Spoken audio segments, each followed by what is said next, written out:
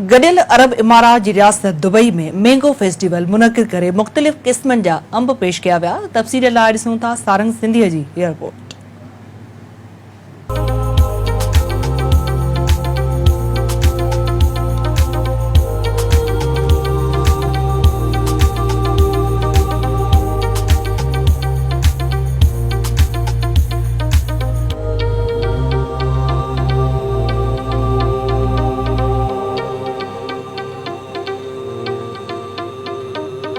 गडियल अरब इमारात जी रियासत दुबई में पाकिस्तान एसोसिएशन तरफ़ां मैंगो फेस्टिवल मुनक़िद कयो वियो। फेस्टिवल में शेख अल नियान सफ़ारतकारनि ऐं कारोबारी काउंसिलनि जे सरबराहनि शिरकत कई। पाकिस्तान जे चइनी सूबनि ऐं गिलगित बल्तिस्तान मां अंबनि जा 200 खां वधीक क़िस्म 2 ॾींहनि वारे फेस्टिवल में पेश किया विया। इफ़्तिदाई तक़रीब में गडियल अरब इमारात जे रवादारी ऐं गडियल बका वारे वज़ीर शेख अल नियान बिन मुबारक अल नियान, दुबई हुकूमत जे आला अख़्तियारनि, मुख़्तलिफ़ मुल्कनि जे सफ़ारतकारनि, ट्रेड मिशन बिज़नेस काउंसिल जे सरबराहनि ऐं कारोबारी माहिरनि शिरकत कई। मैंगो फेस्टिवल में न रुगो ताज़े पाकिस्तानी अंबनि जी ख़ुशबू हवा में घुली वई, पर पाकिस्तान जी सक़ाफ़त ऐं रवायतुनि खे बि उजागर कयो वियो। महिमाननि जी आजियां लाइ फिके रंग जो कालीन पिणु विछायो वियो, जॾहिं त अंब पहुचाइण लाइ रोबोट खे इस्तेमालु कयो वियो। शेख अल नियान मैंगो फेस्टिवल जे स्टॉलनि जो दौरो पिणु कयो। फेस्टिवल दौरान स्टॉलनि ते चौसा, लंगड़ा, बेगन फेली, फजरी, सुनहरा, बोटेल, केसर, बादामी, दुशहरी, सिंधड़ी, नीलम, लाल बादशाह ऐं सिरोली अंब रखिया विया।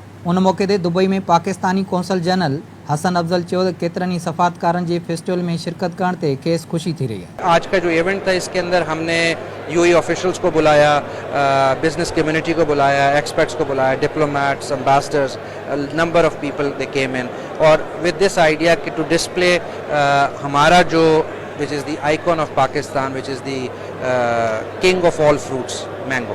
So with that idea we are here today and we are very happy it's going on very well. Pakistan association Dubai जे सदर फैसल अकरम चयो त पाकिस्तान मैंगो फेस्टिवल राब्तनि में पुख्तगी जो हिकु मुनफ़रद तरीक़ो आहे जेको पाकिस्तान एसोसिएशन दुबई जे मिशन जी अक्कासी करे थो। और हम समझते हैं कि मैंगो के थ्रू हम लोगों को करीब ला सकते हैं, ये दुश्मनों को भी दिल जोड़ देता है।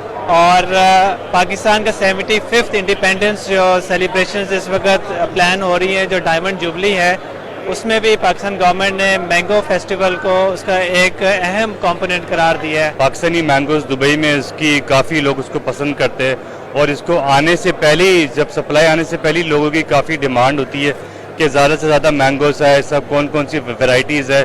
आम को किंग ऑफ फ्रूट कहा जाता है, तो वो तो बेशक एक बेहतरीन फ्रूट है, हर किसी की पसंद है।